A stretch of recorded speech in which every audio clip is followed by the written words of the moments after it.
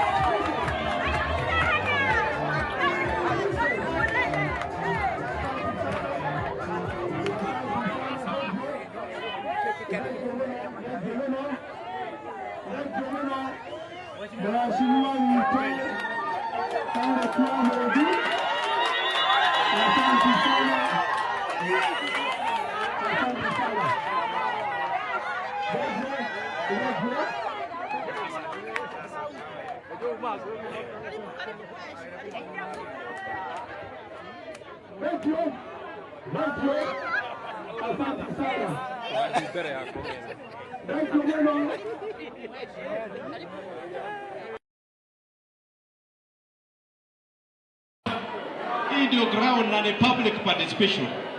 Wale wanasema niende na kae na William Ruto kwa serikali, mkono juu, mkono juu, mkono juu, mkono juu. Wale wanasema niende Wamunyoro. Hakuna. Hii ni public participation na hii ndio ground. Ama si hiyo si ground. Hii ndio ground na ni public participation. watu wangu wananiamulisha niende nikae na William Ruto na nisimame na yeye tuendeleshe nchi. Kanatibu mwajera. Niguo mwajera. Mumeniambia nikae na rais. Nikae na rais William Ruto. Na mnasema mkiwa hapa Madera na hamuna wasiwasi. Atembee hapa asitembee. Wakiwa na naibu yake Kithure Kindiki. Watembee hapa wasitembee. Wala wanasema rais na naibu wake watembee hapa Madera, mkono juu, mkono juu, mkono juu.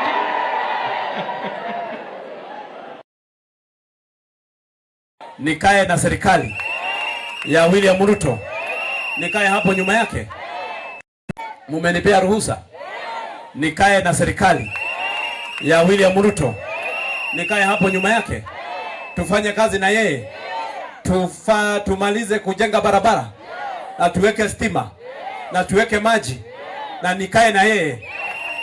Nimulete hapa ama nisimulete? Nilete William hapa ama nisimulete? Akuja atembee hapa. Rais wa Kenya atembee hapa. Na si nilisikia mtu mwingine akisema ati rais hawezi tembea hapa. Nyinyi ndio mmesema mkiwa hapa Madera atembee. Akuja akague miradi hapa, sababu sisi tuko na haja na barabara.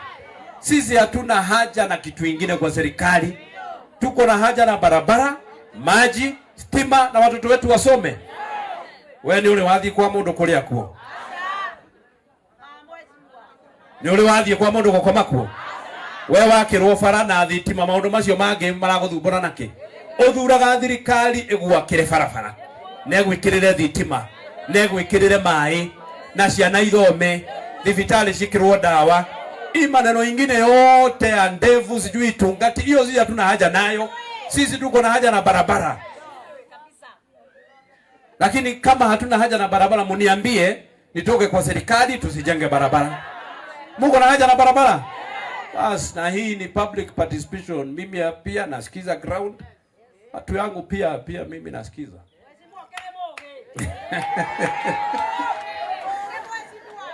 Iko mahali mbili mimi naweza enda. Na nataka tuongee bila mchuki, si ndio? Iko mahali mbili mnaweza nituma. Niende pesa ya barabara. Aidha mniambie niende Wamunyoro ama niende State House nikatafute pesa ya barabara. Mnataka niende wapi? Mnataka niende wapi? Wale wanataka niende State House, mkono juu, mkono juu, mkono juu, mkono juu. Watu watatu hapo nyuma ndio tu hawataki niende State. Wengine wote wanataka niende State House. So watu wa State House ndio wameshinda. Sababu unaangalia, unatumia akili. Nikienda hapa nitapata pesa ya barabara ya watu yangu. Nikienda hapa sitapata. Nikienda huku nitapata. Ona igithurwo miaka 5 na ndige ndacenjia konyo ino iyo ni njiganite.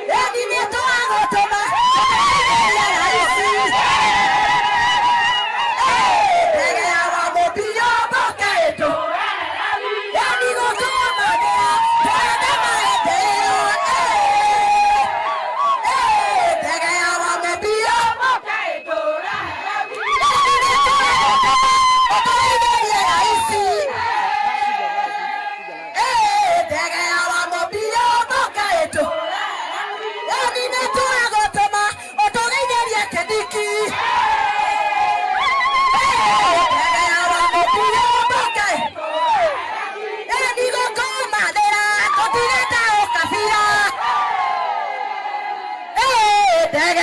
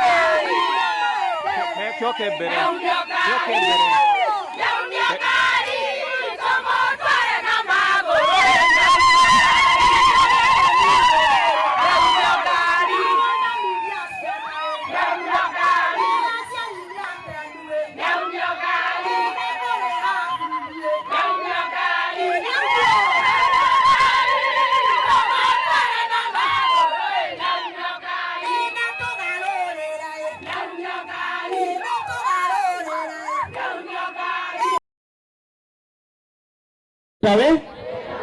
Magai ni mwaherutha. Ni mwaherutha. Ni mwaherutha jikare thirikari-ini. Ni mwaherutha jikare thirikari-ini. Watu wa Wamunyoro mumenipea ruhusa nikae kwa serikali. Nionyesheni kwa mkono mumenikubalia nikae kwa serikali. Kwa sababu mimi nataka nimalize kazi. Na angikorwo ndigũkorwo thirikari-ini ndihota kũruta we. Magai ni mwaherutha. Ni mwaherutha. Watu wa Wamunyoro mumenipea ruhusa nikae kwa serikali hapo nyuma ya William Ruto, nilete maendeleo, nilete barabara, nilete maji, nilete stima. Nionyesheni kwa mkono mumenipea ruhusa nikae kwa serikali. Co-Chair Dr.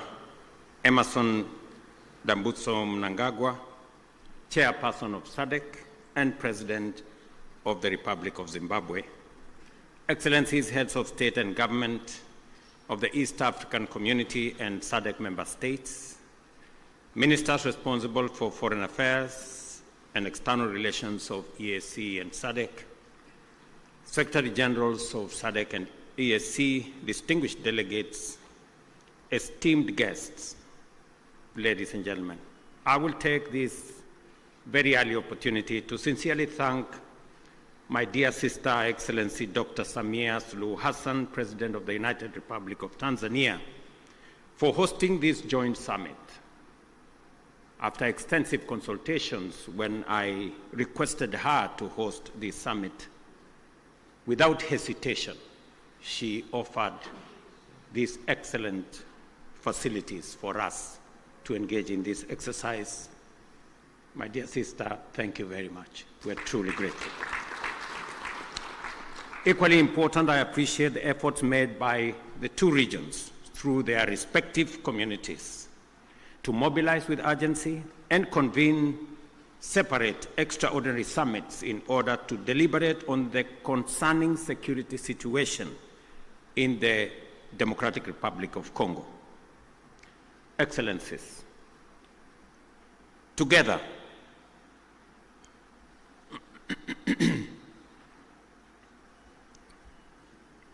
we find ourselves standing face to face with a grave and protracted security, diplomatic, and humanitarian crisis in DRC, a situation that demands our immediate, collective, and sustained attention. The East region of DRC has been engulfed in a devastating conflict for over 2 decades now, and this tragedy has claimed thousands of lives, displaced countless civilians, inflicted unbearable suffering and loss, and set back the development momentum of one of the most promising countries in the world. The recent escalation of hostilities in Goma and the surrounding areas is a stark reminder of the increasing fragility the situation presents, and that only collective action to facilitate a negotiated solution will offer relief. Today, we join together in order to reiterate our calls to the parties to this tragic conflict to immediately cease hostilities and take positive action to allow meaningful dialogue aimed at restoration of stability. Specifically, we stand together to call on all parties to actualize the ceasefire, and specifically on the M23 to hold further advancement, and the armed forces of DRC to cease all retaliatory measures. An immediate ceasefire is the only way by which we can create necessary conditions for constructive dialogue and implementation of a comprehensive peace agreement.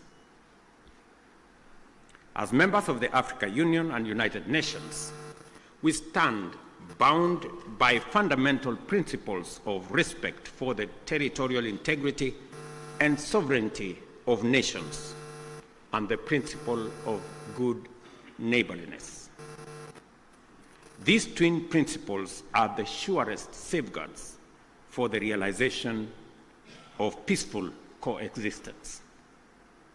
Equally, as responsible members of the international community are bound by the obligation to ensure the safety of diplomatic assets, civilians, and personnel, as well as peacekeepers within our countries. The wanton disregard for the sanctity of life, diplomatic missions, and peacekeeping, and peacekeepers as well, is not only a brazen demonstration of lawless and unprincipled pursuit of violent harm and destruction, it is a grave affront to the rules-based international order. Excellencies, our presence here underscores our consensus that the time for action is now. The lives of millions depends on our ability to navigate this complex and challenging situation with wisdom, clarity of mind, empathy for the millions whose lives and livelihoods have been plunged into uncertainty, concerns for DRC's lost opportunity to accelerate its growth and development, and a steadfast commitment to peace and justice. A terrible yet indisputable act is that the humanitarian cost of the conflict in the DRC has been staggering. Millions of civilians have been displaced and many lives under the persistent threat of violence, including sexual and gender-based violence against women and children, and the recruitment of children to take part in combat. We have a historic opportunity to rise to our moral duty of making the protection of civilians our foremost priority, and of taking measures to ensure that the necessary resources and support are provided. For many well-known reasons, the situation in DRC implicates the broader global community. Therefore, we call upon the international community to step up and do its part in supporting regional efforts in delivering for the DRC, and critically, collaborating with the government of the DRC to deliver support and security to those most in need. It is clear that the conflict in DRC is complex, delicate, protracted, and involves multiple actors pursuing different interests. The issues at stake span a wide historical, economic, and political spectrum, run back in time for many decades, and spill across national and regional borders. There is also a clandestine international dimension at work, whose persistent, cynical, and destructive effects must neither be underestimated or ignored any longer. For this reason, it is equally clear that such a conflict cannot be resolved through military means. We must resist the temptation to think that we can somehow shoot or bombard our way into a solution in the face of such a complex situation. Instead, we have to agree that only a comprehensive diplomatic approach, one that addresses the root causes of the crisis, secures the historical integrity and territorial integrity of DRC, and affirms the sovereignty of its people and their aspirations for freedom, justice, and development. That is what will establish peace, and enduring peace at that, in DRC. Such an approach must also bring together multiple stakeholders, regional states, international bodies, political organizations, civil society groups, and the Congolese government itself to dialogue and collaborate in order to explore, develop, and implement a lasting solution. Excellencies, I am confident that you agree with me that dialogue is not a sign of weakness. It is a testament to our collective wisdom and strength, both as leaders and as communities. It shows our capacity to articulate issues patiently and clearly, listen to each other, consult comprehensively with a common goal in mind, and negotiate patiently until we reach a better outcome than the bitter results of bloodshed. It is in this spirit that we must encourage all parties to put aside their differences and mobilize for engagement in constructive dialogue aimed at achieving the sustainable solution of conflict by peacefully addressing all underlying issues. I believe that we have a singular opportunity to build on the gains and lessons of Luanda and Nairobi peace processes. We have a historic opportunity as the broader neighborhood of the DRC to mobilize our collective will into a fused, single, and coherent initiative towards the resolution of this complex crisis. Such an approach will bring all our assets to bear and minimize the possibility of parallel initiatives that duplicate and undermine progress, including creating unnecessary competition as we strive for peace. My dear brothers and sisters, this calls for our unwavering political support. I therefore urge Your Excellencies at this extraordinary joint summit to deploy our best effort and muster our total commitment to facilitate a sustainable settlement that lays the foundation for a stable and prosperous democratic Republic of Congo. I dare say, Excellencies, the situation may be complex, it may be protracted, it may have been with us for years, but I believe the situation in the DRC can be solved, should be solved, and must be solved. For this reason, it may also be prudent for the consolidated single EAC SADC initiative on this matter to be supported by a strong secretariat that can provide the necessary coordination, monitoring, and enforcement to ensure effective implementation of outcomes. The international community must stand in solidarity with the people of DRC during this time by aligning their support with this initiative.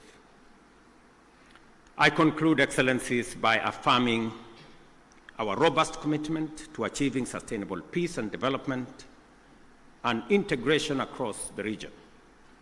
The security of DRC is essential not only for the stability of the country, but also to the prosperity and cohesion of the entire EAC and SADC. We call upon all parties to prioritize dialogue, cooperation, and above all, the protection of civilian lives. I thank you once again for being able to be here on this very important mission. It is a historic mission because for the first time, two regional economic blocs come together as a testament of the seriousness of the challenge we face, but also underscoring our commitment to provide leadership to resolve this issue. Thank you very much. May the Almighty God bless all of you and bless our region. Asanteni sana, merci beaucoup, Mayor Rigathi. Thank you very much.